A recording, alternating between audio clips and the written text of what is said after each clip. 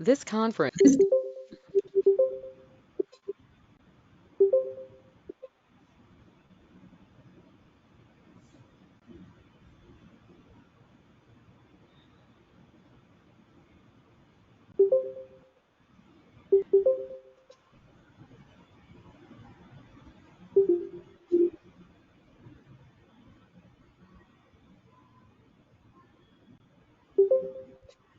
Hello, Chandra sir.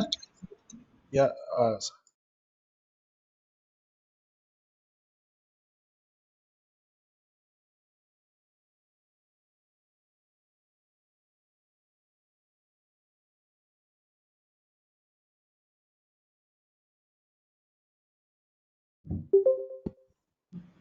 Shobra sir.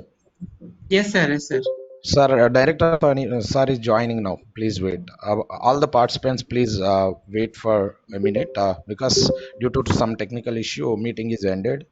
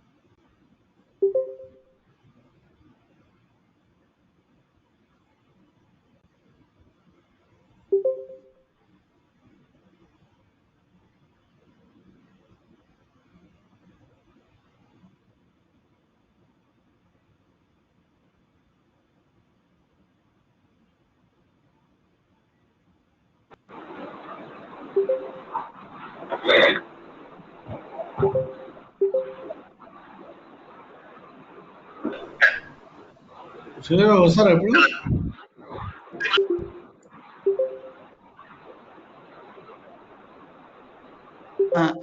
Sir, director sir, sorry sir, there is a technical problem. That's why the meeting has ended.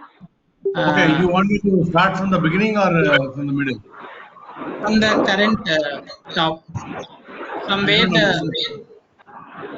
What was the last slide that you saw? sir, yes Okay. sir, yes sir, yeah, from here only. Yeah, okay. See, now because of this, am I audible? Am I Yes audible? sir, yes sir, yes sir, you are My Yes, audible. screen is, and my screen is yes, also visible. Yes yes, sir, What sir. I'm saying is, because of this national education policy and because of the pandemic, now there are 9 trends in teaching and learning. So students want learning at diverse time and place. They want personalized learning. They want free choice. They want project-based learning. They want applied experience. Data interpretation exam will change completely the way we exam the students, and student ownership of the projects there, and mentoring will become more important. For these reasons, the curriculum has to be revamped in the following ways. First of all, how? So create a curriculum with lots of ways to learn the same content. We have to create a curriculum with lots of levels to allow learners to go deeper at their own pace. We have to create a curriculum that can be consumed at any time. We have to create a curriculum that can be consumed anywhere. And finally, we have to create a curriculum with lots of perspective to address the needs of different learners. Because in a class, you find that 20% of them are going for higher education, 20% for research, 20% want to set up their own industry, the other 20% want to go to employment. Each one has a different perspective. So therefore, we need to try to do all this. So this is very, very important. So what is the problem with traditional teaching? The problem with traditional teaching is learners' attention is very limited, and then the learners can be easily overburdened with lot of information with the freely available open courseware, open education moves. So they can't focus on what exactly they have to learn and what they can't assimilate. So today there is a transformation in teaching and learning. We moved from the Gurukula to the chalk and talk to now with a lot of tools available to the online education. So we have to adapt ourselves to all these things. So today we have to do something called as technology-based teaching and learning, and then you have to also integrate our research into teaching, especially in fields like computer science and engineering, where lots of developments have taken place. In fact, we moved from, I just showed you the timeline, how learning has evolved over a period of time. We moved from chalk and talk to PowerPoint to transparency slides to whiteboard and marker to computer assisted learning to video conferences to e-classrooms to wireless technologies and then innovative technologies. I just It's just an example of an innovative technology that is showing how you can use innovative technology in a classroom.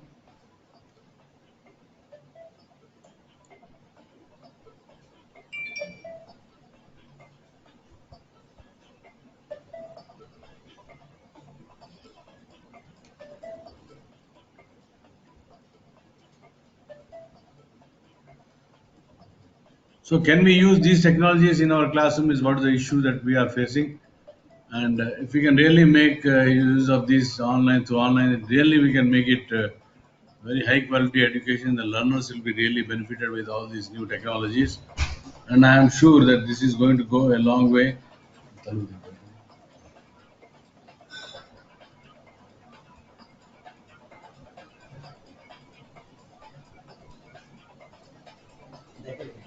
Yeah.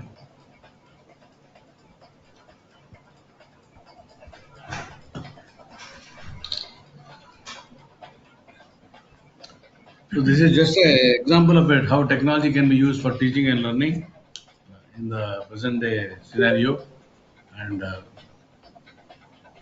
gives a totally immersive experience and other things.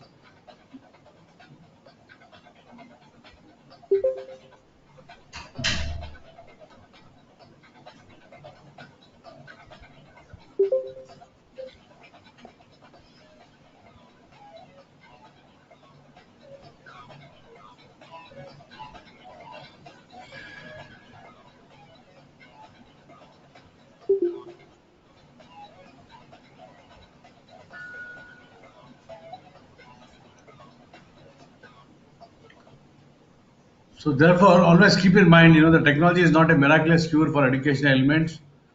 Effectiveness of technology is directly proportional to the competence and intention of the user. And technology is like antibiotics. Right dose is helpful, but wrong dose is harmful. Technology is not only tools, but includes techniques also. So today, the changing student attitudes. Today students are digital natives. They are hooked up to their mobile phone and laptops. So we are addressing a changing audience. We are addressing a student who are more likely to be visual learners. They are multitaskers. They do several tasks at a time. They have very short attention span and they use technology to communicate, especially use social media, forums, and video calls. They are good analysts, content producers, and real-time learners like instant text messages. And in fact, the learning pyramid, if you analyze, a lot of research has gone into it. Just by giving lecture, only 5% is there. By reading, 10%, audio visual, 20%, demonstration, 30%. If you do group discussion in the class, 50%, practice, 70%, teaching others. So if you actually divide this into two parts, the first part is the passive teaching methods and the below 3 hour participatory teaching methods. And let us map onto the regular thing, the traditional classrooms, libraries, and then modern classrooms, labs, and then flipped classroom is what is the need of the day. And this has uh, divided the classroom scenario into five types: the traditional classrooms, the modern classroom, the flipped classroom, and the experiential classroom. And remote. Let us see each type of classrooms how we can impart quality education. So the traditional classroom is to the blackboard. Teaching and learning is similar to the way you and I were taught, and knowledge transfer from faculty to student. Lectures are done during the class time on white or blackboard. Assignments. Uh, Sorry to disturb you, sir. Sir, your screen sharing has stopped. Please once again share the things. okay, I'm sorry. I don't know what is the problem with the technology. Okay, I'll do that. Yeah.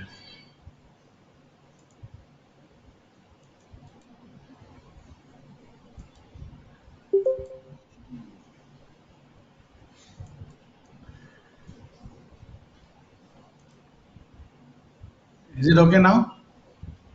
Yes, sir. It is now visible, sir. Thank you, sir. Okay. Please inform me if there is any technical issue because we don't know other side what is happening. So we are actually told you have five types of classrooms are there. So that the traditional classroom is very similar to the way you and I were taught, and the knowledge transfer from faculty to students and lectures are done during the class time on whiteboard or blackboard, and assignments are given outside the class. The problem with this type of thing is leaving little or no time for interaction with the students and teachers. and no way faculty can share the ideas beyond the whiteboard. And then the modern classrooms, which just before the pandemic we saw, we had automated classrooms with LCD projectors, multiple content sharing mechanisms, projector displays for content sharing, document cameras, interactive whiteboards, and content sharing helps in enhancing the knowledge transfer from static whiteboard content to dynamic audiovisual content, and going beyond the knowledge of the faculty using the power of World Wide Web. So these are examples of modern classrooms where labs are there to interact and the active learning spaces are there. And then collaboration, you can learn through collaborating by discussion and all this. So this is what is now required. But in the flipped system, what we do is we watch videos outside the classroom. So lectures are pre-recorded and viewed remotely outside the classroom. Students then do their work collaboratively in the classrooms, and it's more of an activity-based learning, and then sharing of ideas happen amongst the peers. So students create content on their devices and bring the same to the classrooms. Then the next is experiential learning. It's very important. The famous Chinese scientist said, "I hear, I forget; I see, I remember; I do and understand." So in computer science also you have to do. Therefore they say, "Let us do engineering, not read engineering." So we have to do yourself, do some practice projects and all. Then only you will learn.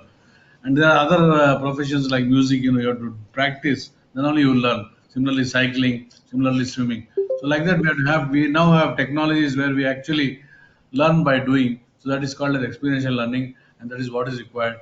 And then the remote classroom is what we are now doing it. So in the remote classroom, the participant can join from anywhere. A location becomes immaterial, and the knowledge of reading faculties can be shared with a large pool of audience. It saves a lot of time and effort of travel. And the current COVID pandemic has leapfrogged this way of teaching, and platforms such as Microsoft Teams, Zooms, Google Hangout, etc., is leading the way. And this is helping in defining the intended learning outcomes, choosing our teaching learning activities likely to lead to intended learning outcomes, and assessing the students' actual learning outcomes. So this is, you must be knowing that we have NBA accreditation, NAC. So there, the learning outcomes are more important than. So this is what is happening. So what are things to consider? So first, foremost, whenever we teach a course, so you have to see how does the learning outcome relate to learning activity, how long will the activity, because we are all time-bound courses, time-bound classrooms. So then how do you communicate the activity to students? So you have to think of ways making students learn different activities, different techniques, different tools. So how will the students be engaged and how will the student demonstrate their learning? So these are the issues that one lays. So what are the competencies that we need to impart into the student? We need to impart analytical skills, critical thinking, problem solving skills, decision making. And for this we require interpersonal skills, the ability of realizing information processing skills and ability of so this is like a matrix. So somebody wants critical thinking, then we have to create all these things. So this is a complex matrix, and these competencies are compulsory required if we want to make our student effective through online teaching. Of course, there are a lot of advantages of online teaching, because of the globalization of education, information, technological innovation, knowledge-based economy and society, and escalating demand for education has enabled us to do effective learning, learning for all, learning anytime and also anywhere. So this is only possible through online education, effective learning, learning for all, anytime learning and anywhere learning. So in fact, now we have moved to education 4.0, so that is anywhere, anytime learning, more of a personalized learning.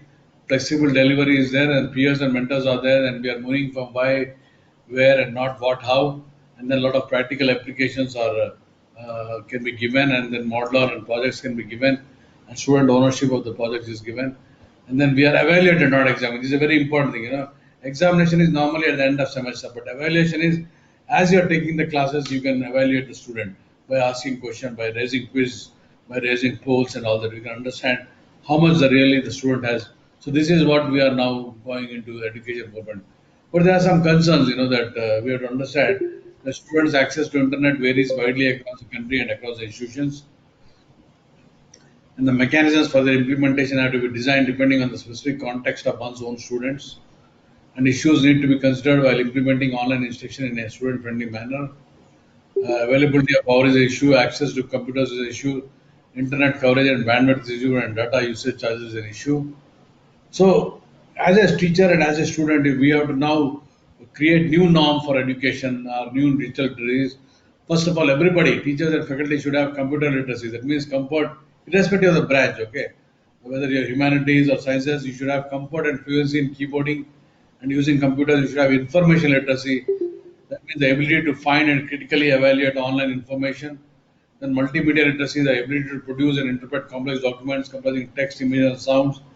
And then computer mediated communication literacy is the knowledge of the pragmatics of individual and group online interaction. So what are the competencies one requires? A good subject knowledge is required, proper course planning and organization is required, verbal and non-verbal presentation is required, and collaborative teamwork is required. And questioning strategies. Unless you create in the minds of the students these questioning strategies, you will not be learning properly. So we have to build up an action plan. So provide reading material, video content online to students. Provide OER. A lot of links now available, educational links, free sourceware, MOOCs, and all that. The students of further study, develop a video lecture for own for 20 minutes, and give assignment every week. Then this way you can do it. So when I introduced online, people started questioning me with different questions. So I thought I'll just display this question. So one said online medium won't work for my topic or my teaching style. My answer to that is one has to adapt one's teaching style so that one scores well in the online medium. The second question is how do I deal with the online medium and ensure that students' learning is not compromised, or how do I exploit the power of the online medium utilized to promote effective learning? So answer to this is we first need to know what all obstacles is in the online medium, learn their advantages and disadvantages, and make decisions accordingly. And what type of hardware is needed? A lot of hardwares are now available to actually make your online teaching effective, like stylus and all this. And then what is the use of live, interactive, synchronous platforms like Zoom? So answer is it supports classrooms like scenario. And then what is the need of learning management systems? And most of us are very clear that apart from this asynchronous platform, module classroom, and online teaching, see this learning management system helps in content uploading, supports self-study, promotes learning at students' own pace and time, and supports collaborative learning and team building, and supports device independence.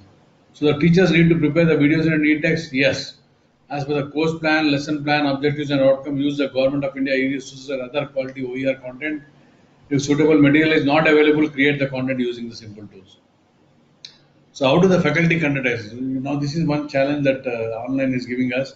How do we actually conduct the faculty assessments? So we have MCQs like where we can test their application, analytical, critical thinking, or open book examination where the teachers will have to frame the questions such a way that the student's mind, uh, what methodology and instructional design need to be adopted for online classes. We have to address various aspects of the teaching learning process in the online medium beyond content delivery. We have to learn some key principles, strategies, and tools for effective teaching learning in this new medium. We have to adopt processes which are based on evidence from research and practice in online learning. So one important thing is, role of faculty in online education is the key to successful online learning is not the choice of tools, but the quality of the learning activities that we engage the student in using these tools. We need to introduce blended learning and personal education. Now, there are challenges of practical, managing practicals, apprenticeship, and overall experiential learning, peer group activity in virtual mode. So still, a lot of research and experiments are going on, and I don't know how these tools can help. And we have, synchronous mode of education, asynchronous. In synchronous, we have the teacher and student having some direct simultaneous content, and we have teacher and student do not meet in time and space. So this is an example of a synchronous mode. In a synchronous mode, instructors and students gather at the same time on a specified online platform and interact in real time. For instance, an example is a live class using video conferencing technology such as Zoom, GoToMeeting, Google Meet, and all that. But the disadvantages are feeding of personal engagement, immediate response. Advantages. The disadvantages: availability of bandwidth. Just now we have seen a lot of disturbance. So that is a problem which we have to all involve. Logistic challenges are there. In a bad weather, you don't find network. Scheduling the classes, managing session. Student fatigue with longer lectures and dealing with audio and video glitches.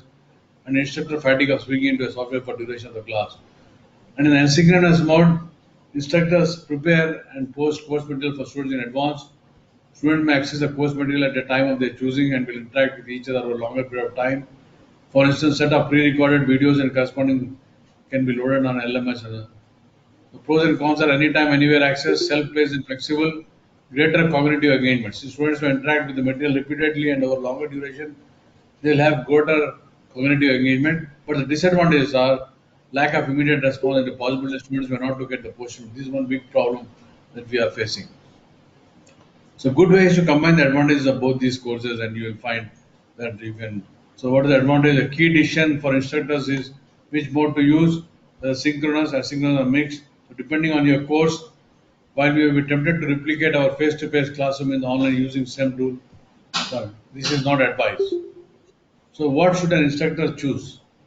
Instructor may choose to use synchronous or asynchronous run is Suresh, depending on the topic and so single course or even a course topic can have a combination of the two modes. So there are some best practices for each modes, So you have to use this, allowing students to ask questions by hand raise or chat features to improve interaction in live classes. There exist strategies to address the limitations also in each mode. For example, to ensure that students go through a poster video, follow it up with a short graded quiz based upon it. So final recommendations are most courses it is recommended to have a blend of synchronous and asynchronous approaches. A typical blend could be 1 hour of live class per week along with 2 hours of equivalent posted material. For each mode, become familiar with the best practices and apply strategies to address the limitations. Adapt the strategies depending on the specific context of one's own students. So, how do you map your conventional courses to the online instruction? So, lectures have to be divided into small chunks, exercise and practice problems, give them immediately after each class, each chunk, and then resources provide incentives to them. Discussion interaction, have focus question and share discussion. So there are a lot of tools now available freely, which can help you in accessing various materials. So these are the tools which actually you can just see here. Share this. Like mind maps, productivity tools for teaching. And then these are all free of course available. Presentation tools, online whiteboards, video editing tools, and then you have vocabulary tools, and then video conferencing tools. So how best we make use of these tools is the challenge that we have. So so Raju Mukhya, 10 aindi. How much time I have? Sir, it's okay, sir. Shall I go ahead? No, no, sir, no, sir. You can end it now, sir. Okay. So I will close with this that today for online teaching we have a lot of resources available like Swayam Prabha, Swayam NDL, ePathshala and OER. So make use of these resources and most of these resources are very good and easily accessible so you can move to all this. So thank you very much and thank you for your kind attention. Thank you. Thank you, sir. Thank you, Ramana sir, Director sir, for Thank you, giving sir. us the information regarding effective online teaching methodologies, where you have given how the faculty can approach online teaching and how to engage the students and what are the different tools available. Thank you, sir, for giving us the information regarding all these online teaching methodologies. Thank you, sir. Thank you from VIT AP University. And we would like to hear to you in the coming days also, sir. Thank you.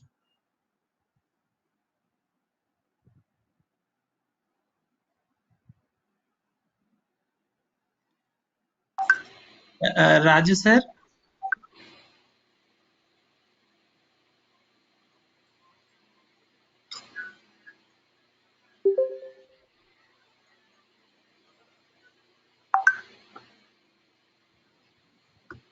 Sir, Shivakumar sir, Professor Shivakumar Shivakumar sir is sir. about to join. He Yes, will I'm be. here. Yeah. Yeah, I can start.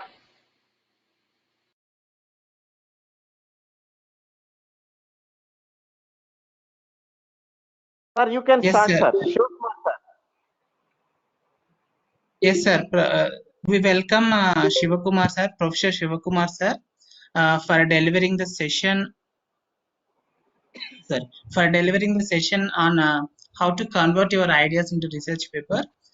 We welcome you, sir, on behalf of VIT AP University. The session is over to you, sir. Thank you. Okay, thank you. Yeah, good morning, everyone. Hope everyone is doing good. It's a great beginning. I would, like to thank Dr. Raju and Dr. Chandramohan Dasari for giving me this opportunity. It's good to see Dr. Chandra. I used to see him in NIT Warangal. Now you are back in institute. That's very nice to, see your name on that, sir. Very good. I'm very glad. So, Thank you, sir. yeah. So with that, thank you. So with that, I would, excuse me, I would like to, go to my session. So I just want to see, I have two sessions. I don't know, Dr. Raju or Dr. Chandra, can we confirm? Today I would like me to go over this an overview on AI and machine learning or on the research projects? I will leave the choice to you, sir. Sir, you can go overview of machine learning, deep learning, and artificial intelligence. And tomorrow morning at 9 o'clock, you can start the research orientation, sir. Okay, okay. Thank you so Right. much. Thank you. Yeah.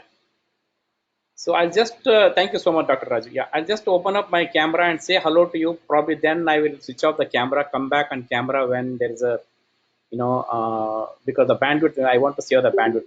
Hello, everyone. Good to, see you. Some of you are in mute. Nice to see Dr. Krishna Siva Prasad Mudigoda. That's just nice, sir. Thank you. Good So, morning, sir. yeah. I will switch off my camera if I may allow, and then I will share my screen. Thank you. Okay.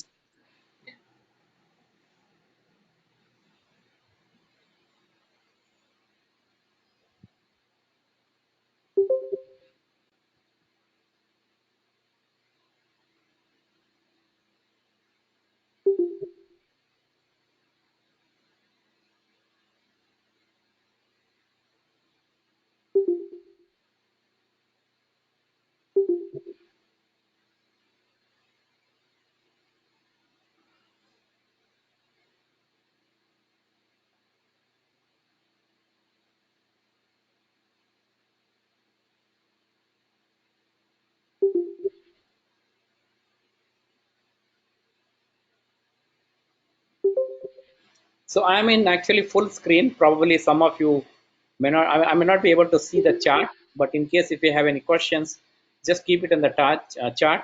My colleague Bharat also might have joined. Bharat, if you are there, just to,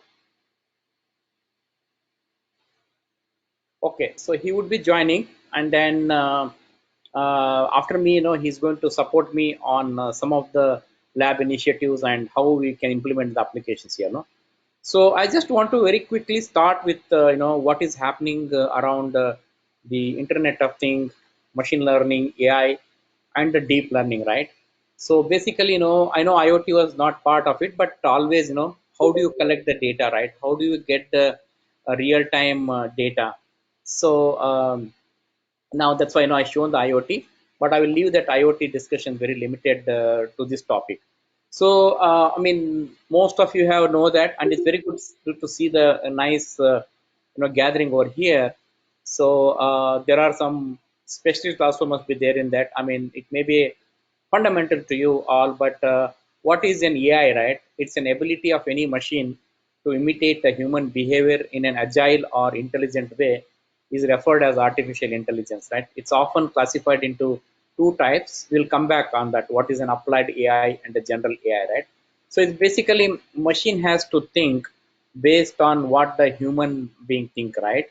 So ultimately, what we are doing is that we are training the machine based on certain data, and that data is actually going inside the machine. It could be our hardware CPU or in a GPU, or it could be in the cloud, right? So we are actually processing that data and then responding back the responses, right? So basically you have an input, we know the output, but we need to have the algorithms. Always I show one diagram. So whenever you're having in machine learning or an AI, basically normally what we do, we have the input and we draw the algorithms or we write a software to get the output. But in AI and machine learning, it's reverse, right? We know the input, we also know the output, what we are expecting, right? We know that, suppose if you're looking for a directions, right? We know that you want to go from point A to point B, so you know what is the output required, but we don't have the algorithms, right? So we need to find right that what kind of an algorithms you need it. So then machine learning can be understood as the subset of artificial intelligence. So it is the technology behind the capabilities of AI, right? So it's basically both are go on hand in hand. So it's basically once machine learning you train that, and then you get a required AI output there. And IoT deals with connecting the devices, the devices that are referred here. So IoT, most of, I'm assuming that you all know that is Internet of Things. If you don't know, it's billions of devices are connected. And last week I was at one of the statistics company in California. they were saying that 20 billion devices, we have been teaching, right? 20 billion, 25 billion. They were showing me that there are close to 30 billion devices have been connected. And it's a surpassed anybody's expectations, right? In spite of this 18 months, the pandemic, what we have been going through that. So those are all the real-time devices. But now real-time devices is so much is happening. There has to be some kind of an machine learning has to be there, so that we will implement the artificial intelligence. So one more thing is happening is a natural language processing, right? So it's basically a lot of machine learning concept. So we have the NLP, it could be a processor, or some of the companies they are processed in the cloud. We'll go through a few of them here. So I'll skip that because that's related to the IoT. But here is the one, right? Next generation internet product and solutions, right? What is happening around the around this digitization, what we call, right? So we know that this is my actually the slide we have created based on our learning. So we know that it's basically we have all these devices. So IoT connected devices, it could be environmental, agriculture, water, healthcare, solar. So you name it, anything, it's getting connected now. Nowadays you get the data on the website also, right? So healthcare data, so much of data is there. For example, COVID-19, right? COVID-19 pandemic. So we have learned last 18 months, there is so much data has been collected. Now what do you do with the data?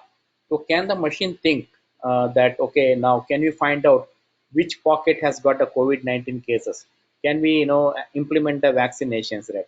And which packet the vaccinations has worked? I mean, now we, of course, it was 90% in US. Now we are saying that 80-85%, right? It's slowly coming down, the probability, because already people, some of them have already crossed the 6 months, right? So now how do you find out that we have the data? Really, they're doing the research. I know the in University of California in Berkeley, they're doing a lot of research, taking this data and producing some of the forecasting on that. So this is there. Now all the data, again, data, it can come from real connected devices, or it could be off the shelf from the cloud, right? So you get in the cloud, and then once you get the cloud, we have got lot of data analytics we need to do, right? You take this data and put it into data analytics. It's we have several packages. Those who are familiar with the Python, you know that, right? There's a matplotlib graph. You can really nicely graph it, or you can use a simple MATLAB input, and then that MATLAB can be connected to any machine learning platform, so that can populate or visualize your output there, right? So we have data analytics, right? So why data analytics? Because any human being, when you are discussing with the higher ops, right? When you are discussing with the director or a principal or any decision making board, they can analyze it very well. They can actually correlate with the uh, analytics or with the graph very easily, instead of asking them or showing them a PowerPoint, right? The slides may not be easy, slide may not be appealing to that. So we do lot of analytics. That's one point. And second one is that that analytics will predict, will forecast what's going to happen in the next data what we're getting done. It could be in health, it could be your smart city, or it could be your home. Any application you take the data and you can predict on that. So once you have the analytic, then you have the machine learning, right? You are really training the machine, right? Whether 10%, 20% data, you are giving it, and then machine learning, you are asking the machine to learn based on the the data what we have got. And artificial intelligence is that once you have the data, you are making the machine to provide the output here, right? And then of course, nowadays we also have the robotics, right? So you got the data, and now we are feeding back to the input devices, right? Take any the manufacturing, right? So if you have a industrial IoT 4.0, you have manufacturing, you collect the data and give to the robotics, and robot can operate back onto the industry over here, right? So take for example autonomous car, right? Now autonomous car is one of the important, one of the core area which is happening everywhere, right? So here I know a company called Tesla, they do a lot of research on that.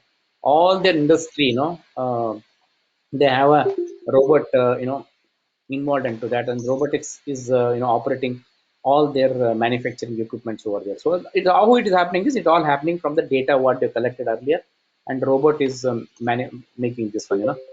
Unfortunately, I don't have time. Otherwise, I have a video, a nice video for Tesla. Otherwise, we go to the Tesla company itself, and Tesla will demonstrate it. No, of course, again they open up. Last 18 months it was not there. Now again they open up and they just show that how in IoT, machine learning, artificial intelligence it works to drive back to a manufacturing unit. So that gives us some kind of an perception on that.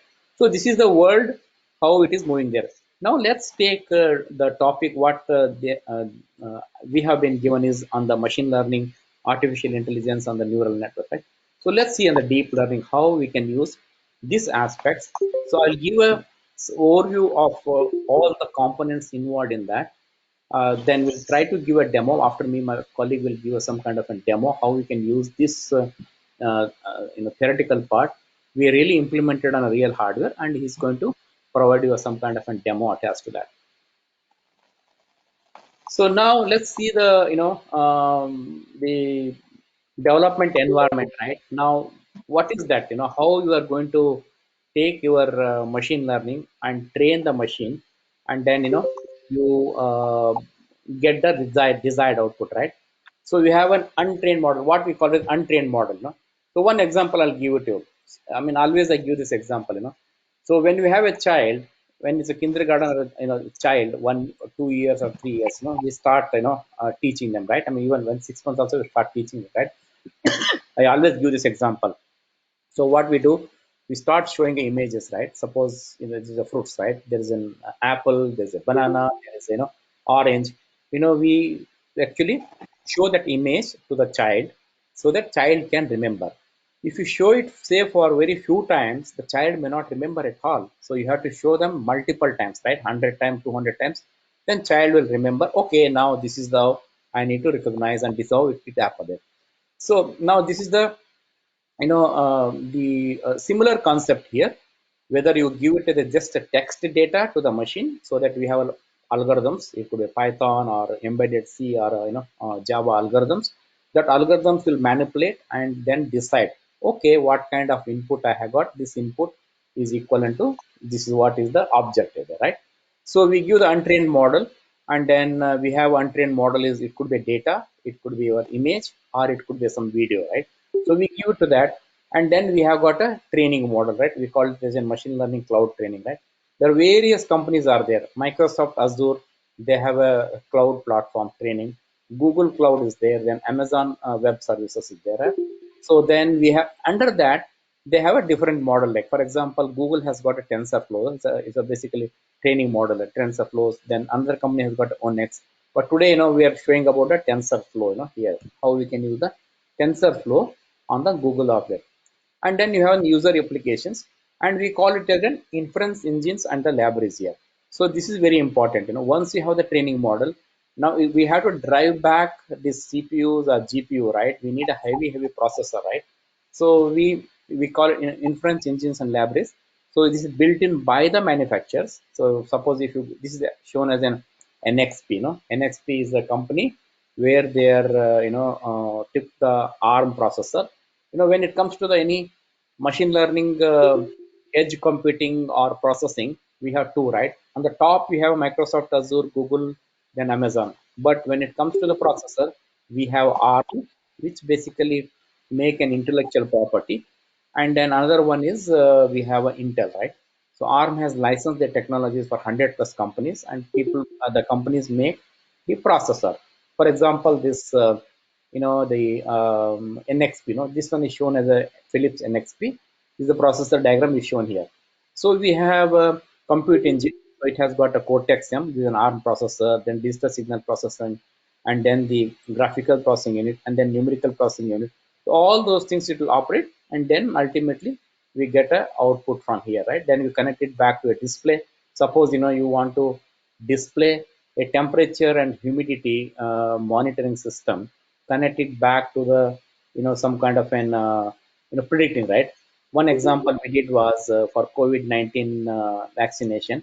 So we one of the project we did in the is a research scholar project. So tomorrow I'll be talking about that. What are the research opportunities? How we can get your project ideas into the research. So we swapped those topics. It was today, but we swapped the topic. Doesn't matter, no? So I will. What we have done is we have this COVID-19 vaccination. The temperature has to be maintained all the time, right? Whether it is a manufacturing or it is your distribution or at the clinic, right? The vaccination temperature has to maintain all the time similar. No, it cannot. Of course, there is a range is there. For example, we call it the CDC guidelines. They give us a temperature of -15 to -25 degrees centigrade. Just give an example. Probably it was for Moderna, right?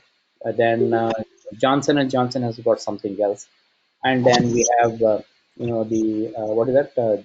We have a Johnson and Johnson, Moderna, yeah, Pfizer. So we have three companies here. So one company example we took it, and then they mentioned the temperature has to be this much. Then okay, you must be thinking what machine learning can do here, right? So machine learning, what can do is that, see, there are millions, millions, billions of, millions, I would say, millions of vaccinations are getting dispatched across the world, right? Because every day we are doing, right? We did about now 160 million vaccination in the US. 320 million is the populations. We did about, no, it's about 55%, is about 170, 180 million vaccinations. So every day, just imagine that thousands, thousand, ten thousands, hundred thousands vaccination going on there. Now, how do you make sure that temperature is maintained all along the same temperature, right? So machine learning can help them, right? Then the batch inspection, right? Okay, if the Moderna is sending about 200,000 vaccinations per day, then I can do sample testing, right? Okay, let me do a physical testing of, say, out of 100,000, I will say 60,000 inspection I will do in the manufacturing where they are maintaining the temperature. Then at the courier, right, the UPS or FedEx, for example, you take whoever is sending those one, right? They have a special vehicle for that, right? Then that is one. So there also I do over 60%, right? And then the clinic, right? The hospitals, whether they maintain the temperature, I'll maintain about another 30%. So all these three places I maintain it. So if my results shows that no, this is 100% correct, then I don't have to do rest of the 40%, because the machine will calculate, oh yeah, you are doing it. But in the 60% of my inspection, if there are some 5% or even 1% abnormality comes, then we have to tell them that no, we have to inspect rest of the another 10% because there is some abnormality happening if not maintained, right? So that's how the machine can, the algorithm can decide. Okay, now I done 60%. I got a failure rate of 5% in the manufacturing, another 2% in the dispatch, and 10% in the cleaning. Then we'll tell them that no, we are not going to run on anything. We will have to inspect it all the things. So that's how the machine learning can determine up to what this thing they are doing. That is one thing. And there are on the clinic side also.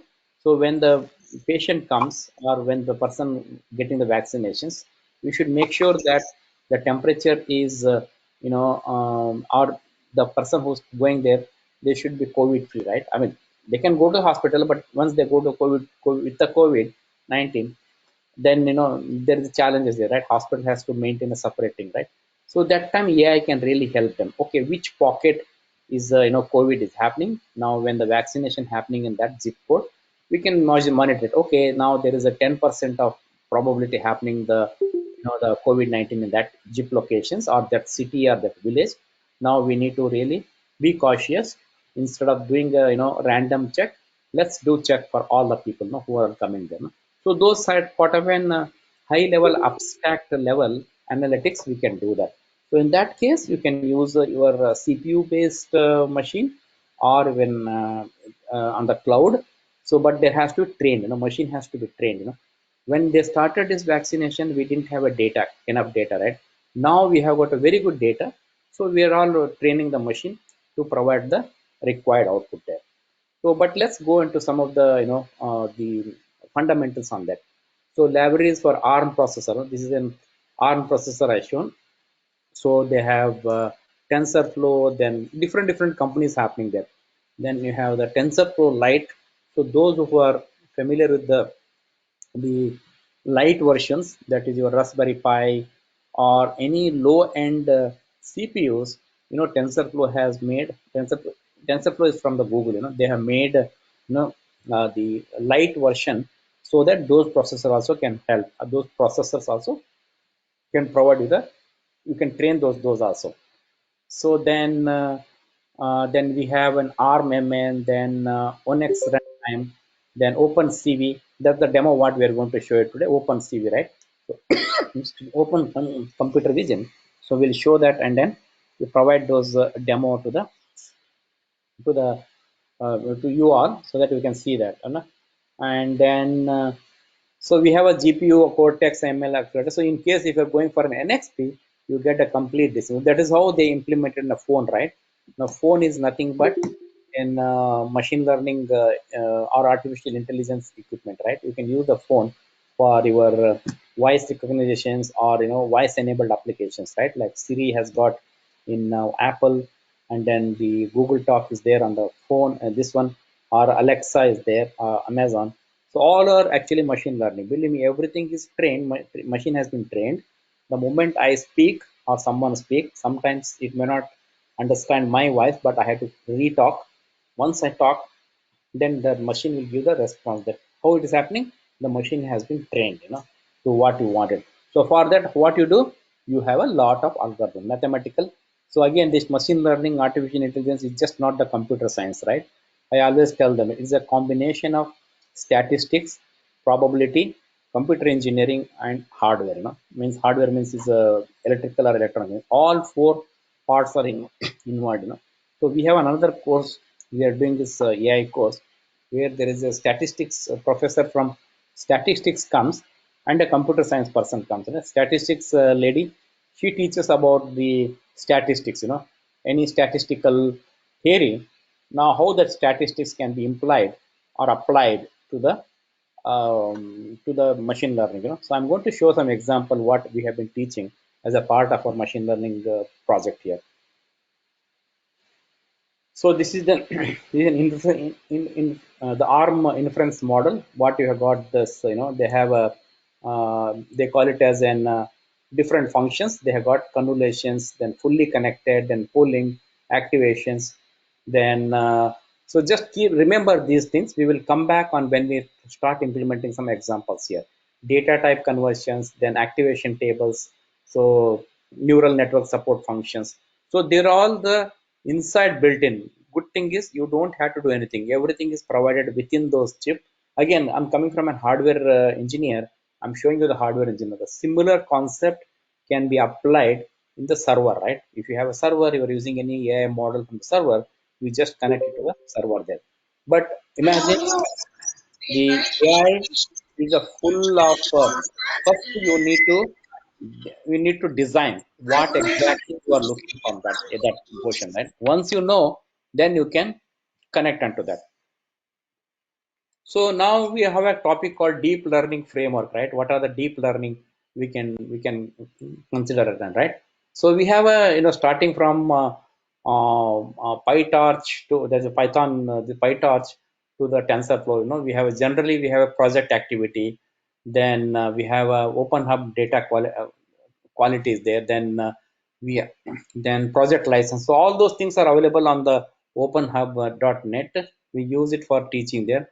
Then then contributors, that is all time statistics, right? So when I say statistics, there are already certain formulas have been derived. I'm not a statistics, I'm learning actually now, basically, most of these things, sometimes they have this lot of sigma forms, right? I need to know that what exactly is happening up. So that's why I'm saying that if you want to go for machine learning, artificial intelligence, you also need to start learning the statistics, because if you know the statistics very easily, you can derive the algorithms, right? How algorithms I can use it, right? It's a full of statistics. You need to implement it, right? Why statistics? Because the statistics is the one which provide you the output, based on the input data what you have got, right? So then you can really draw your algorithms there. Then we have this one is very high accuracy. It's about, it's of course the price model is there, don't worry about that. And then we have um, Apache developers are there. So we have, this is the one kind of an framework we have. You can use the TensorFlow or the PyTorch or the MXNet. So we are going to show one demo on the Python here, no, how we can use the PyTorch to get your deep learning concept to that. So I'll skip this because this is not an IoT one. So, but what I want to do one show is that you know, yeah, basically, how do we collect the data? Now I'm collecting the data from the IoT. Then I have the like I showed it, like sensors and everything. Now, now I have an analytics here, right? I do the analytics here. It could be any analytics you do that. Again, programming language, many people ask me what programming language you have to use. You can use whatever programming language you have is, but Python is a very prime language nowadays on the machine learning using, because there are a lot many mathematical model they're using it, right? Of course R is also coming, derived from that Python. So the Python has got a lot of mathematical model, so you can derive those. For example, you have a NumPy, those who are familiar, NumPy, Pandas, scikit, scikit-learn, then matplotlib. Then there is a lot of decision tree we make it on. So now on the dashboard, then we have a notification, customer service. Of course, these are all the different this thing you get. So what we are doing today is that we are doing this one, right? This and then partly this, right? So we already have this IoT sensor data is there. Okay. So now I'll shift it. Now I want to shift to another slide here. We know that the what the IoT, the connected devices will do that. But I want to go back to some of the applications and how AI and ML you can get started from your this. But before that, I want to ask any questions you have. I'll stop here, and also I want to want to take a statistics. I know it's hard to take from 85, but whatever people you can respond. Now, please tell me that how many are. It doesn't matter even if you're new. If you are new to AI, just say new to AI, or if you're already doing some experiment, you say new, already doing, and also Python also. How much experience you have in the Python? Whether in the scale of 1 to 5. You have 4 means high. 3 means okay, medium you have got, and 2 means you're just learning. So I want two statistics, please. How many of you are doing the machine learning project already? If you're doing, say yes, or if you say if you're not doing, that's fine, you don't have to answer. And how many of you know the Python in what level, 1 to 5? So I'll just stop here, then accordingly I'll share my screen. I'll share my some of the thought process here. So okay,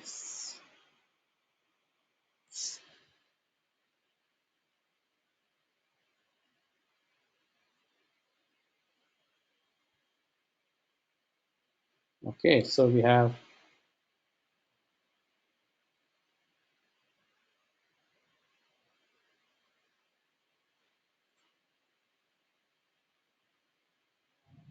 so you have Python. Okay, okay, I'll wait for.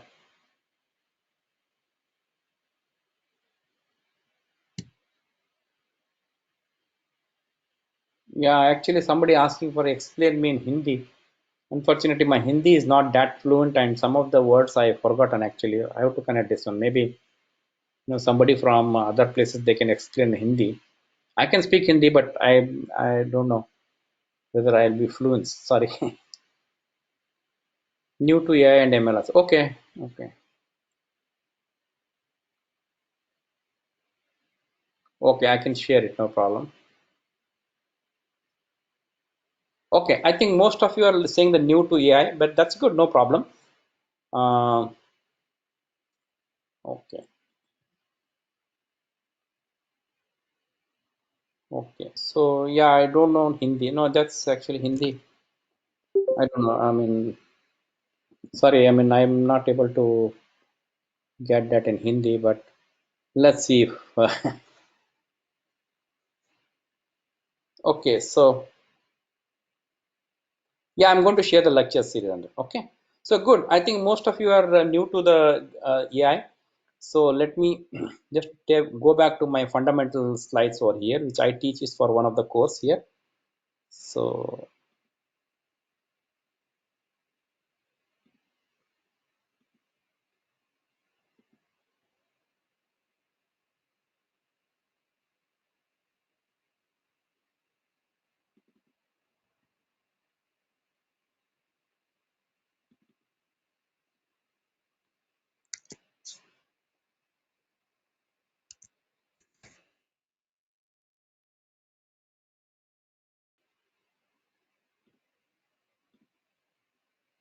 Okay, I'm just pulling that here.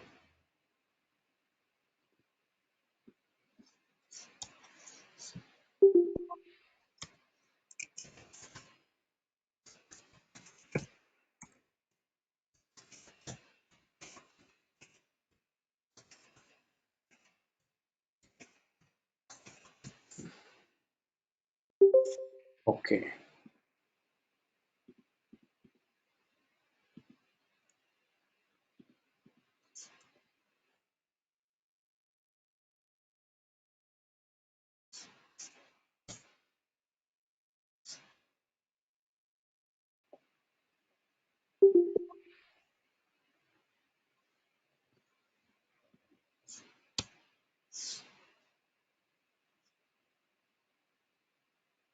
Okay, so I got the okay. So I'm going to share again my screen. I know I think most of you want the AI this stuff. So let's see what AI can do for all of us, right? Yeah, and then the this one. Okay. So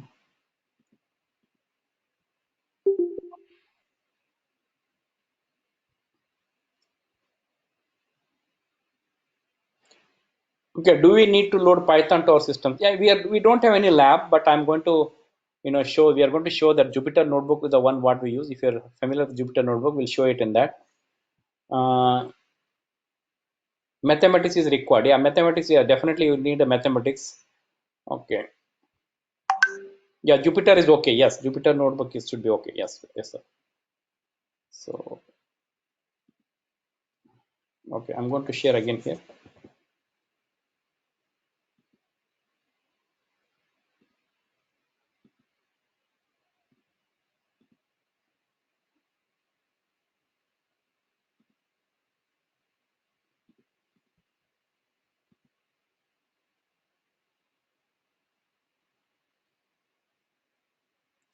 Now let's see one. What is that demo? What exactly we can. What do you meant by that demo? No, so let me show some one demo here.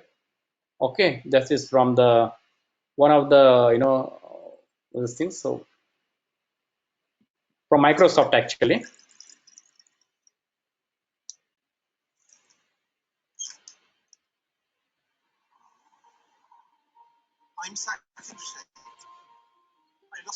You are able to see the video, sir. Video and audio is clear. Yes, sir. We are able to see, sir. Okay, good. Okay. Can you ping the link to me? A link. You are able to see the video. No, sir. Your sharing has stopped. No, sir. No. Okay. And I'm sorry. it is not clear also. It's not clear.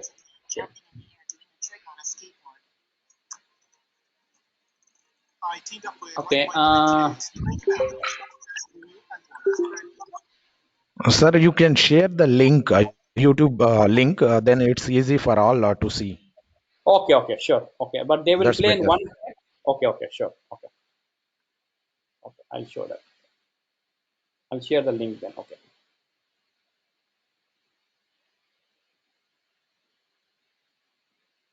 But someone can play me from there, please. Yes, sir. We will play, sir.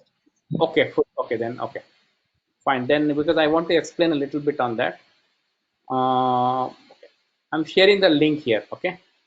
Yeah. Okay, sir. I'm sharing it in a common chat, sir. Yeah.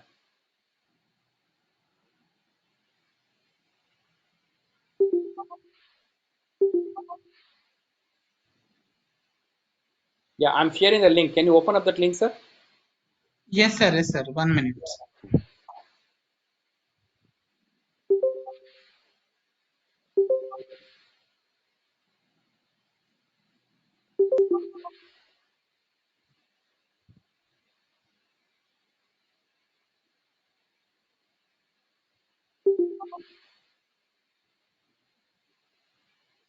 Is it visible, sir?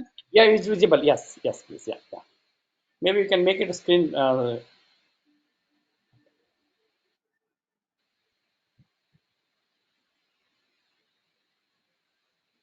Can you increase the sound? I don't. I'm not able to hear the sound here.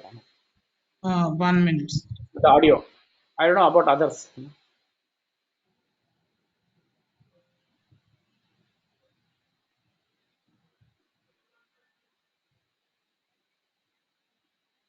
Shiva sir, we can't hear the voice. Yeah, Voice actually, it is is not. played. Yeah, it is played by your side, right? Yeah. Oh, there Yes. also we have Shiva. Okay. Sir, is the audio audible to you?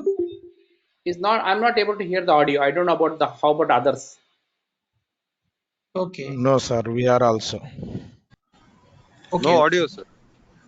Sir, I am not also hearing.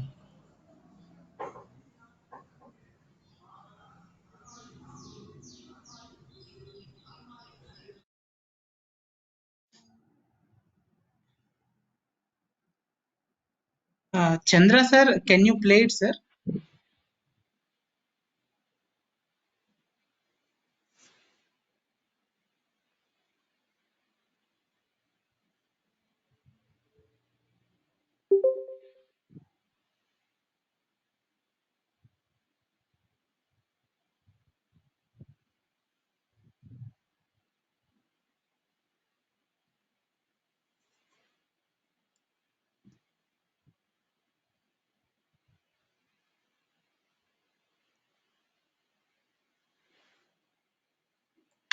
Some reason there's some technical problem. I don't know why.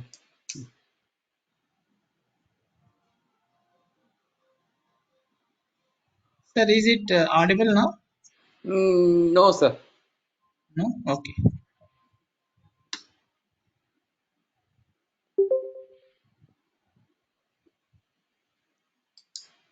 Now, sir?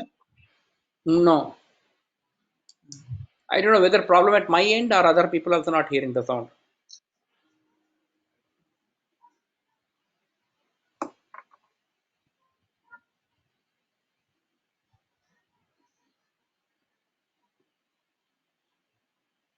Audio is not coming.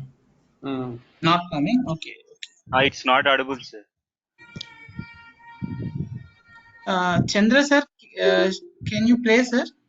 I am stopping my sharing.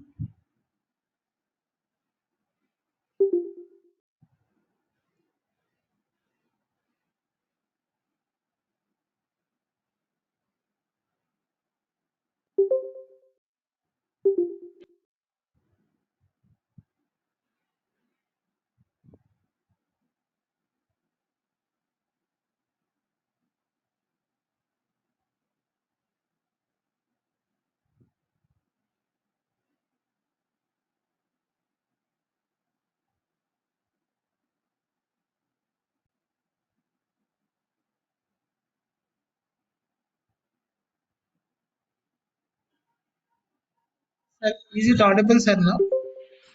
No, sir. No. Okay. Okay, I think what we do is that you can watch the video there, sir. I just run through some of the other slides. I'll share the link in our link. Is that okay, or you want to try? Okay, sir. If you want the audio in particular, it's okay. But if you don't need audio, I'll play it through, sir. Yeah, yeah. I mean, if we can play it immediately now, that's fine. Otherwise, if there is some difficulty, then I can move ahead with the other slides. Yeah, Okay, sir. Okay, I'll play it, but audio is not coming. Is that fine? yeah. Yeah. Okay, Okay, yeah. sir. So basically, yeah. Let me tell you that. So the video is talk about.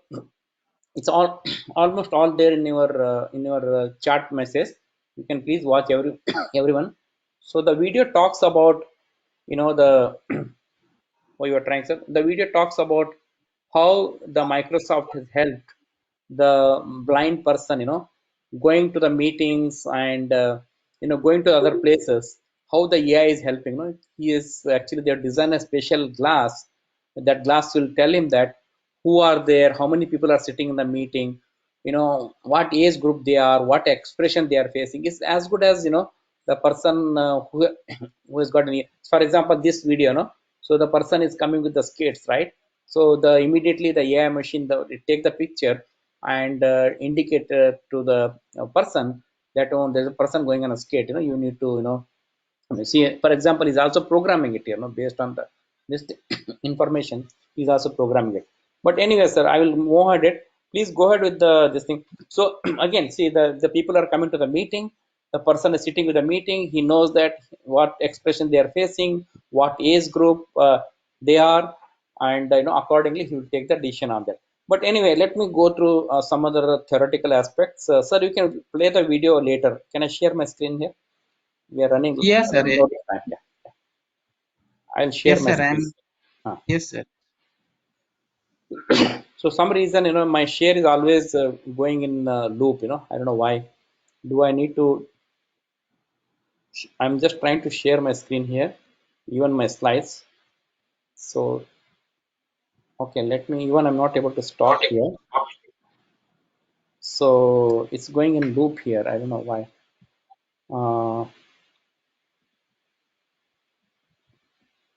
okay, even I can't stop here. Sir, Is please there any check it permission? once. Please Any? check it once, sir. I have made you presenter once one more time. Okay. Please check. Yeah, yeah. Okay.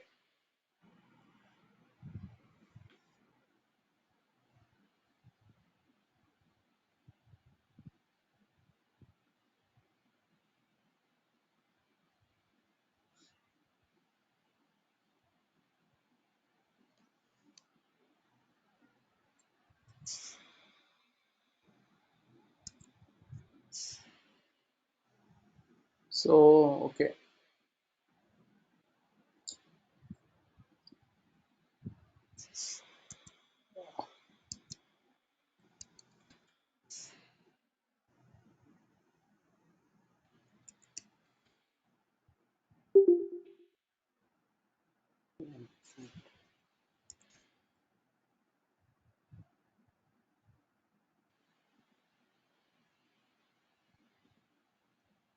It's not able to share my screen, sir. I don't know why. Now, can you make me as a presenter, or I do need to have to log out and log in? Or I don't know what is the problem there. Sir, already you were presenter, sir. So I'm trying to share my screen. It's always going in Okay. loop. Yeah, it's going Look. in loop. Okay, sir. Okay. So Do stop I need to? sharing, sir. And There once is again, no. Yeah, there's no. Okay, there's no. Okay, this leave is one. there, and Okay, okay. okay. You were made organizer also, sir. But Yeah, I I'm not know, sure but why it is. Presenter also you are there, so but I'm I trying don't. to share my screen. It's actually going in loop now. Actually, I'm not able to share. Okay, Shiva sir. sir, meanwhile participants will take 2 3 minutes break. Okay, Then sir. Okay, sure. meanwhile we resolve the issue. Okay. Okay, sir. Okay. Then what I'll do is that maybe I'll also log out and log in. Yeah, maybe that might help. Okay, sir. Yes, Okay. that's Okay, sir. better, sir. That's better. Sir, dear participants, we will take 5 minutes time as a break. Meanwhile, Professor Shivakumar sir will once again rejoin and share his details with us. Thank you. Okay, sir. Okay, sir. Thank you.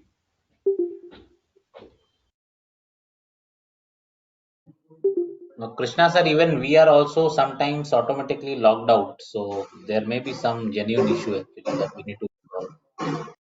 Okay, sir. Okay. After how much time you are logging out, sir? Uh, Around 20 minutes, I will say 20 30 minutes after that, we are getting logged out. So I'm not sure if Okay. others are facing the same issues, they can inform. Okay, sir. Okay. I will take the opinion of other also, sir, and we will try to resolve the issue.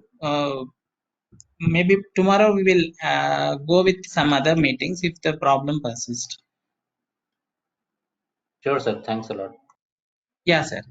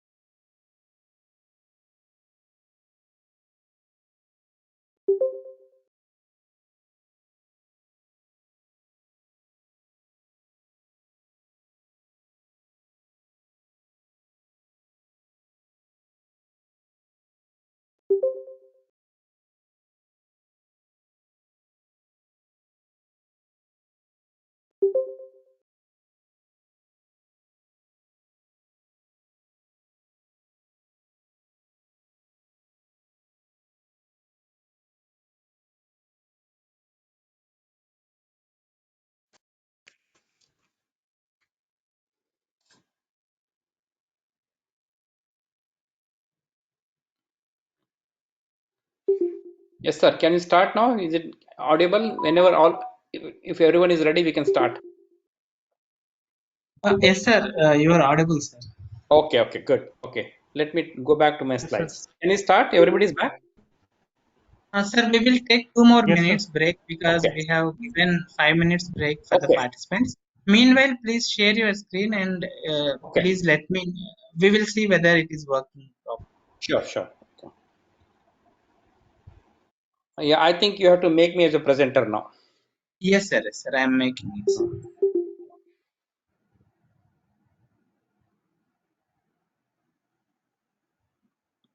Okay. Sir, what will be going on today class?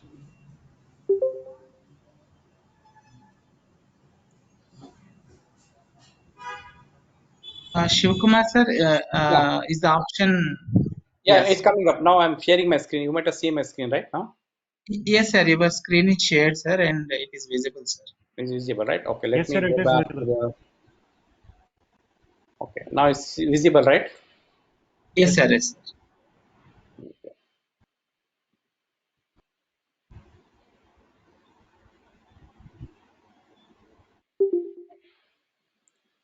Okay, so it's not coming up in the screenshot.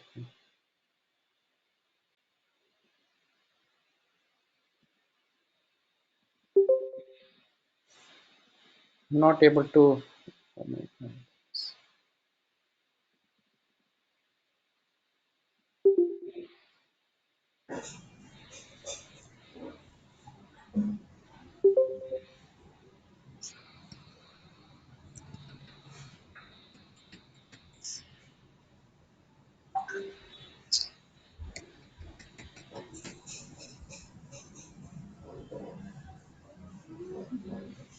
Not able to go to the screen here. Okay.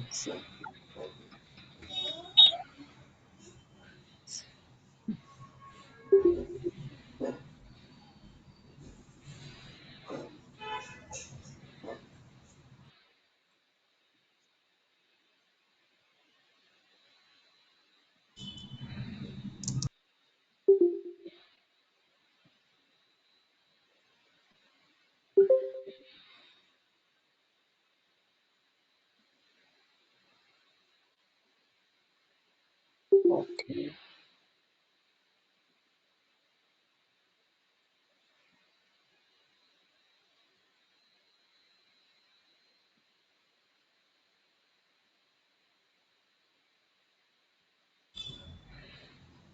Sir, what will time going on today class?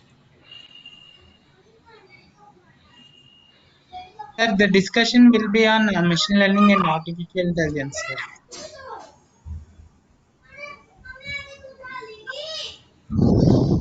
In the next hour, Bharat sir is going to explain object detection by using deep learning. Yeah. So, okay. Now I'm able to, again, it was sharing, then suddenly it went into, I don't know what. Yeah, Okay, it's sorry. shared, sir. Screen is shared. Screen is shared, sir, already. Screen is scared, right? Okay. Yes, So sir. I'm trying to make it to the slides here.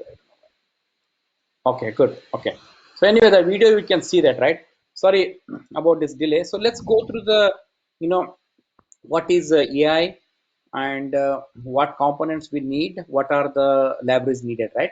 So basically, now the AI is nothing but thinking humanly, right? First thing is that we have to think like a brain, right? Any machine has to think like a brain, and it has to be rationally, right? The decision has to be taken very rationally. It's not that biased, right? So it has to be very relevant to the environment, right? So acting humanly, right, and acting rationally. So AI is just not thinking, it also has to act, it has to provide you the output, right? So for example, I'm reading a some kind of a temperature sensor from one device. It has to act, it has to act. Okay, now if temperature is more than say 45 degrees centigrade, then fan has to on, or AC air condition has to on in the lab or anything, right? So that's a yeah, right? You cannot just say, okay, now temperature is that reading, but it has to act. You have to activate some machine there. That's the actuators, right? So you will see the acting rational. What is the rational here? Let's go to very quickly on the thinking humanly, right? Cognitive modeling, right? So this is where our neural networks comes there, right? Science brings together computer models from AI and experimental techniques from the psychology to create testing models and theories of the mind, right? So basically, what the psychology you get on the right hand side, as you can see that, right, that neural dots have been shown here. So you will see that what the the psychology behind to making any decision on that, right? On the create the testing models to that, right? So we test it before we really get under. So cognitive is nothing but is again related to your deep thinking. What is doing is that already something has happened, that incident. Now machine has to take the decision. One example I'll give the cognitive. All of us, we go to the shopping mall, right? We go to the shopping mall, we shop. It could be grocery, or it could be your clothes, or it could be any jewelry, anything, right? Just imagine that there is a digital agent is there. So you go to the shop and then you purchase something. Now what happened is that digital agent will keep a track that when you came, what you purchased, and what are your liking, right? Leave aside the rules and regulations, because there are certain consent has to give that. But just imagine that you have a digital agent. You're going there, there is no one is there, you are just talking to a digital agent. That agent will keep a track of what you're doing. Now when you go next time to the same shop, that one will be able to detect, okay, when you came here, what did you purchase, and suddenly there could be a push notification for you, right? Okay, this is what you bought, this is what you like it. And suddenly that message can go to all of their Facebook or any social media networking, right? Okay, this person has gone there, he purchased there, just to give them a this kind of an intelligence over there. That's a cognitive, right? It already happening there. So that is where now we have to convert them into it. So one acting human, how is that, right? There is a we call it as a Alan Turing. He's one of the greatest psychological philosopher. He said, okay, now what he did is, those days the teleprinter machine was there, right? So what he did is that he put a one person here, and teleprinter machine, it actually, the person sitting over in this room, is a live person here, right? So here we have a live person here sitting here, and then that person is talking to a teleprinter here. Now there is a robo also there, basically. So that robo, what there is another artificial intelligence here. So that artificial intelligence, it answers. Now this human being knows it. Suppose if I send a message, say teleprinter. I don't know how many of you know teleprinter used to be there, Morse code, right? You used to send a code, right? I mean, that time 1950s only teleprinter was there. So you used to send it, and then if the response is very accurate, then it's okay. Yes, it's a rational is thinking, and it is really going on. It's not just okay, turn on the light, turn off the light, right? Turn on the light only when we need it, and brightness it whatever brightness we need it, right? Again, all those things, algorithms we write it. These are the fundamental basic input we are going to give to the IoT over there. So now the rational, we talked about the rational, right? What is the rational? We're talking in accordance with the reasons or logic, right? So the rational is nothing but logical, reasoned, right? Logical, it has to be reasoned, sensible, reasonable, cognate, intelligent, judicious, shrewd, and so, right? So all these things are the one which we will be using in our machine learning. These are the term actually. This is nothing but all those things we need for machine learning and automation. It has to be logical. It has to be reasoned. If you are giving something, the output has to be very reasoned. Okay, COVID-19, you cannot say that, okay, zip code is having many cases. You cannot just unbiasedly say that, right? Whereas it has to keep a track. Okay, this zip code has given. How? This is the data. This is a proven model, right? So like that, sensible, and it has to give a sensible, right? You cannot just give all the time because suddenly what happened? Suddenly data comes wrong data. It gives a really miscommunication, right? Oh, it's coming up, and everybody will start panicking. That it has to be very sensible, reasonably good, and cognate based on the data, and it has to be intelligent. So it has to be intelligent means it has to calculate by itself, and then judicious. Judicious means basically it has to follow all the regulations, laws, when to give, when not to give, and all those things. And then shrewd, of course, it has to be shrewd there. So common sense, common sensical, sound, prudent. So there are the things. Now our job is to take these terms and implement in a machine learning there. Mathematics, now somebody asked me that what is the mathematics?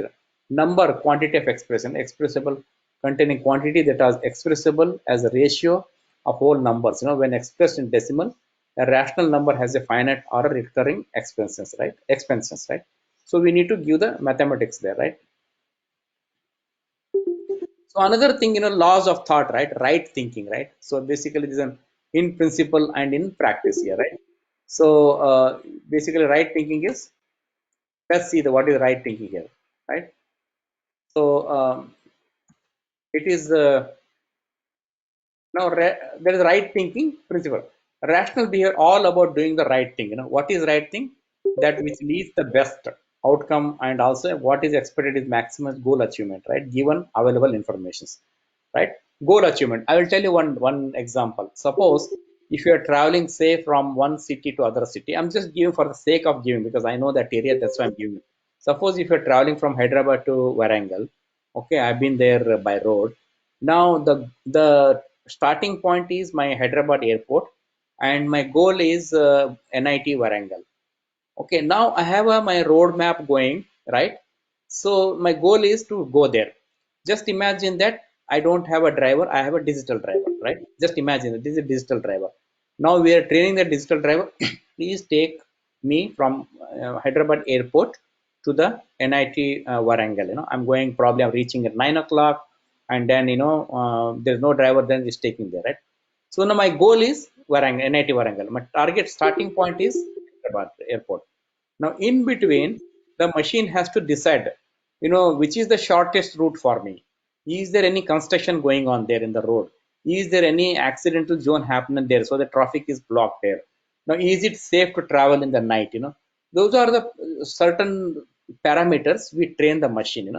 Then machine will take the digital driver. Okay, now this route, if I go, I don't know the route, because I travel most of the times in the night. I don't know, the road, but okay, this road, if you go, in fact, construction going on that time, probably it might have finished now. So this is the construction going on now. This route will take this much of time. This route will take this much of time for you, right? So now all those things we are training the machine, and then we're achieving the goal. So what is saying, the outcome and also expected to maximum goal achievement given available information. So information what I have, okay, the digital driver will come to the airport and then pick me up and say that, okay, fine, this is where my car is parked near the basement, whatever that airport. Okay, please come on and sit in the car, and then we go there now. Then we sit. Now the digital driver has to make all the plans for me. Okay, this is 3 hours or 4 hour journey. You have to stop in between, go for a restaurant, go for a break, and then take some tea, and then you proceed it, right? All the way to stop for the tea. So whenever you want to stop for a tea, then the machine also should know what kind of taste I have, whether I'm a coffee drinker or I'm just giving an example, the live example, coffee drinker or a tea drinker, or just get some water, and just going in, right? So you need to know all those input you are training the machine, and then machine will take me very safely to that place, right? And then as soon as I go there, check in, right? Somebody has to be there in the check-in, night 12 o'clock I'm reaching. So somebody has to be there. All those things are input, you have to train the machine. When digital driver comes, it will go through all those. So we have to, and the main goal is that the digital driver has to make sure that the guest is happy. Second one is that reaches the goal in time, and then third one is that you save the money also, right? You cannot go all over the places and then claim it, right? So you have to save the money, right? So those are my measurable parameters. Now we call it as a, in machine learning, artificial intelligence, we got a PES, right? It is basically, E is an environment, and then sensor, then we have an actuators here. Then the P is the, what is the performance measurement, right? What is the P is the performance, E is the environment, and A is the actuators, and the S is the sensors, right? PEAS. This is the technology.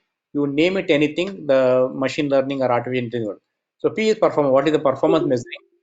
A is the, what are the actuators? We'll talk about that. What are the actuators and what are the sensors there? Right? So sensors is just not the sensors, and even you can, keyboard can be a sensor. Any data can also be a sensor to that, right? Yeah. So of course, I will not bore with you this AI history. It was there from the beginning, 1940 to 1950, then 50 to 79. It basically, Robinson's computer algorithms, then student algebra, story problems, and then 70 to 90 with knowledge-based approach, right? Early development of knowledge-based dental expert system.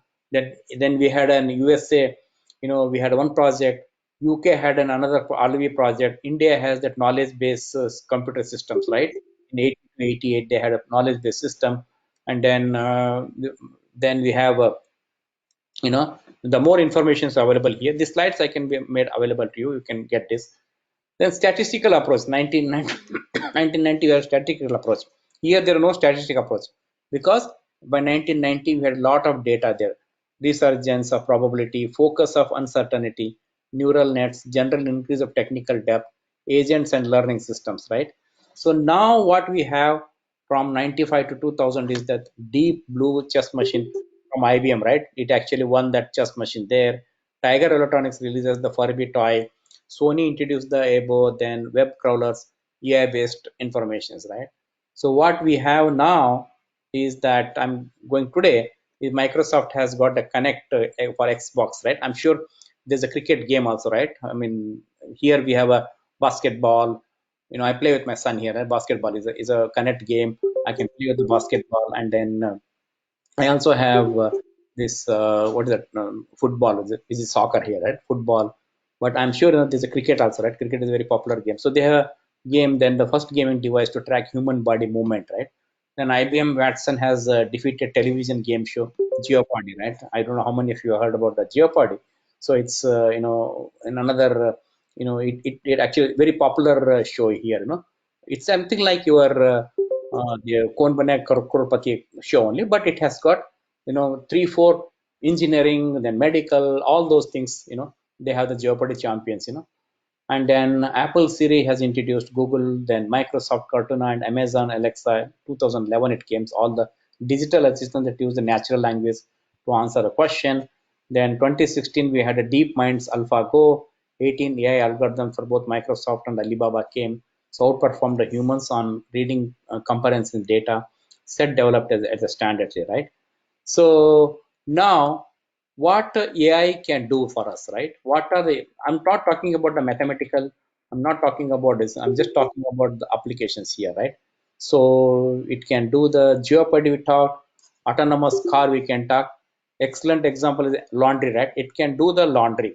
See, one thing is there, it can do the laundry, but it cannot fold the cloths and keep it there, right? I mean, it still, people are figuring out how to fold it and it can keep it. It can do the laundry, and then autonomous car we talked about it, right?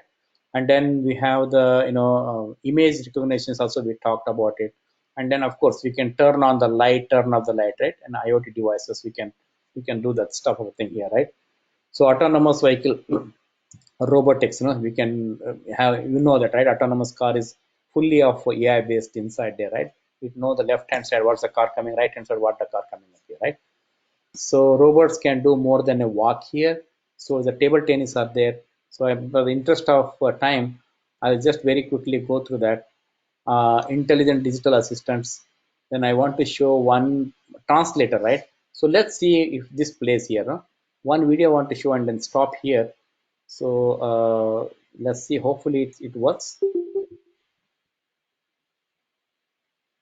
So how the presentation translator it works here, right? Let's see here.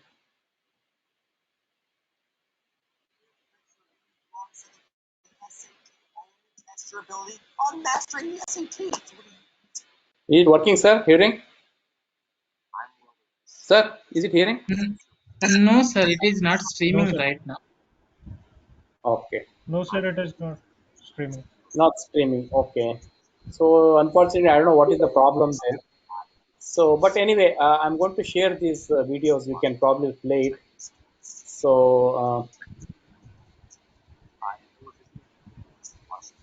basically, it talks about Can you, streaming there, right? Yeah. So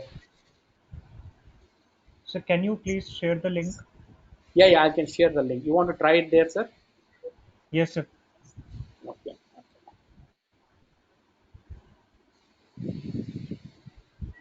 Uh,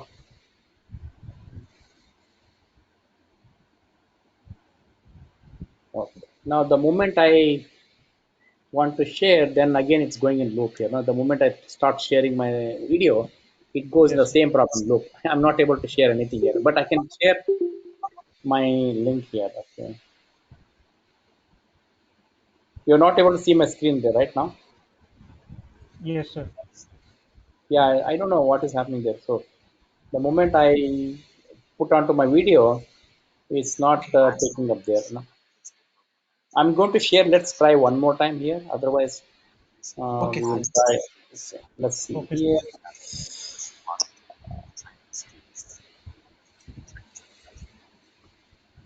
Now here.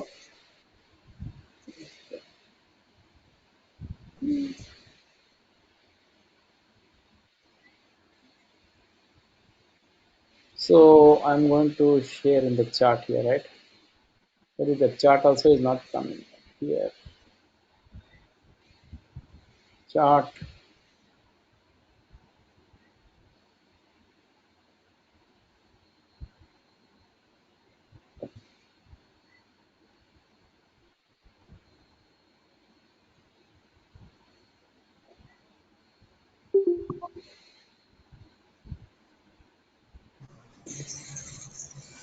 So the can you okay. I'm not able to okay, here is the chart here. Okay. So I'm going to send it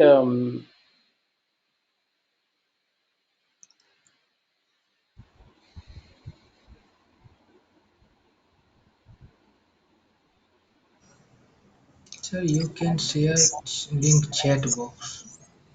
yeah, I'm sharing it.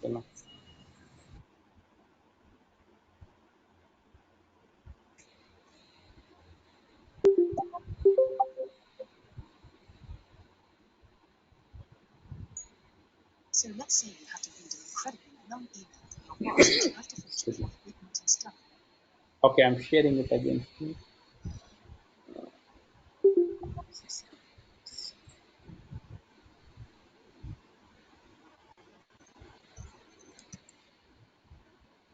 Yeah, can you try this, sir? Now? Yes, sir. Oh,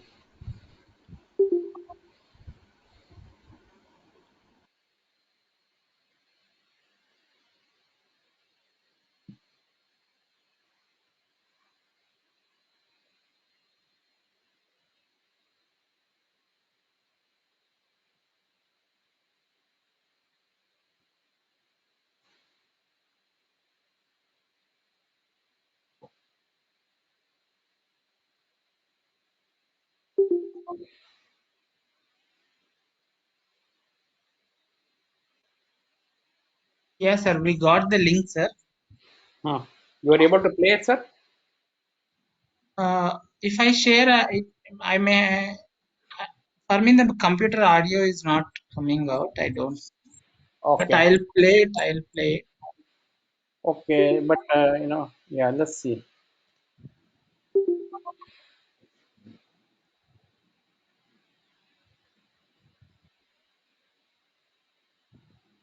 Is it audible, sir? I'm not able to hear. I don't know unless others are able to hear. Okay, sir. Okay.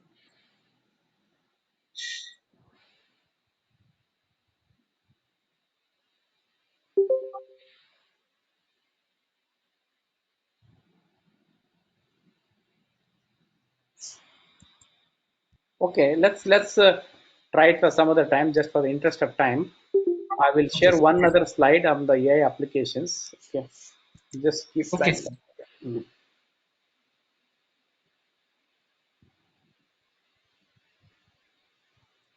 Okay. The problem. Can you allow me to share, sir, one more time now? Yes, sir. Yes, sir.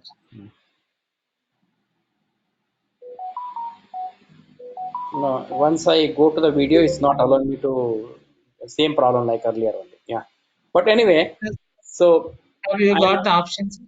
I got the options share your screen, but it's going in loop. Oh, okay. Okay.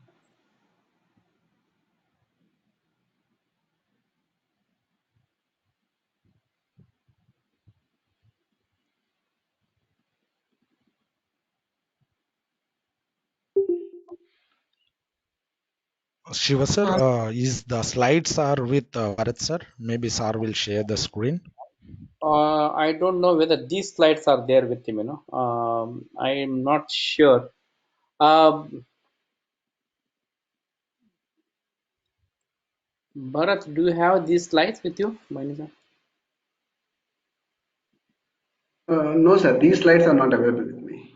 Okay, okay, okay. So, okay, okay. What I'll do is that I will maybe just very quickly read out the possibilities of this one. Like I said, the four parameters we all need to remember. One is the performance, environment, then your actuators and the sensors, right? PA is what we call. So based on that, we can have multiple AI applications. So I will just go through those applications. I thought I'll go through each one, but I can go through those link the list. So what AI can do for us, right? There's a whole topic, right? So spam detection, right? Whatever the email it comes, you have spam detections, right? Whenever there's a spam email, your machine learning or AI can really detect whether it's a spam or real one. Then credit card fraud detections, right? Whenever there's a credit card detections, so it is happening there. 99% now the AI they're using it, and immediately it can detect that whether it's a fraud or whether even by operating your laptop. Suppose if I'm entering my credit card number, by that itself the AI can make out whether I'm entering those numbers or someone else is entering the number, right? Because I have got my own style here, right? Even they can interface my fingerprints, and they can say that okay, he's entering or someone else is entering, right? Recommended. Then you have all kind of scheduling and routing, right? Aircraft, tankers, whatever scheduling you do, everything AI is doing it, right? Then airlines, lost luggage reporting, right? So AI can now find your lost luggage and where all it went. If you implement the one, so it can find out, in the airports or probably station. It could be too early research, but in the airport at least, you can lost luggage. Then prescription renewal, right? Any medications, you don't have to go to the medications, right? You can just say that this is the prescription we have. You can have the renewal. And job candidate screening system. In fact, last time somebody asked me to show the demo, right?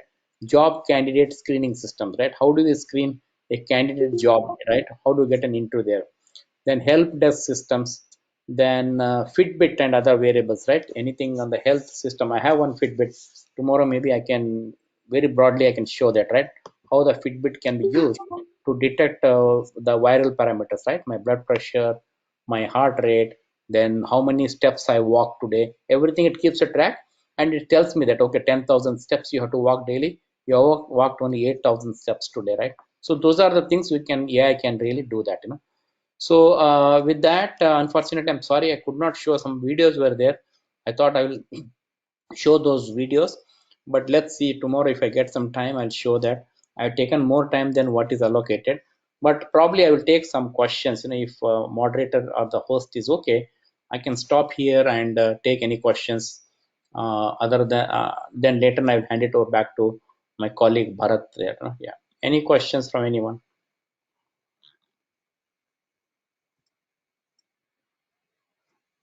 Any questions? We have 93 participants. There has one question at least.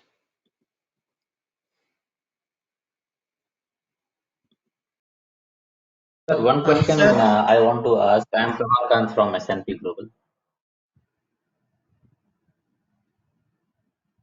Hello. yes, Prabhakant sir, you can ask. Yeah. Yeah. Thanks. So, sir, how do you see the technology going forward? I mean, do you think that it will get more complex, or as a technology will be adopted more, it will get easier for people to adopt, and maybe the coding itself will go slowly in a easier direction. People can learn easily. How do you see that complexity going forward? Okay, that's a great question. So the first part I missed, sir. Is it you are talking about what the technology will go, or what is it? Can you repeat that first part, sir? Yeah, my question is more in the sense that how do you see technology shaping forward? Do you see, as of now, it's a little bit complex. I mean, not everyone is very good in algorithms, or they cannot devise that will Right. track most of the things, right? So, like even in NLP, also, it's not very easy for end user to do their own. So, do you Yeah. see this Yeah, sure. smoother Definitely. in next 5-10 years, or maybe the complexity will be as it is currently now? No, no, I think your thought process are very process. Basically, you know, if you really see, 5 years back and now, the developers, it has got a easy tool now. Basically, 5 years back when you see, we didn't have a mathematical model. We had actually not, but not many advanced level, right? Mathematical model, statistic model is not there. But so many things have added. If you really go to the science kit, scikit, learn and all. So yes, moving forward, it is going to be easy. Now they are solving the problem. The developer itself are struggling, right? If even if you're a good Python developer, if I'm a good Python developer, even I'm struggling to really get the mathematical model to solve the problem, right? But now more the more company forward, for example Google, Facebook, everybody, they are making it very easy tool, so anybody can, even developer can, easily use those technologies and use those AI model there, yes, in 5 years definitely I see much improvement here there, right? See, voice enabled application was not there when you really see, when this Alexa, Google Assistant, right? Now we have algorithms, everything algorithms is there. And initially when they launched, even my accent, here, I mean, I have got not really that good accent, right? Even that machine never used to recognize, right?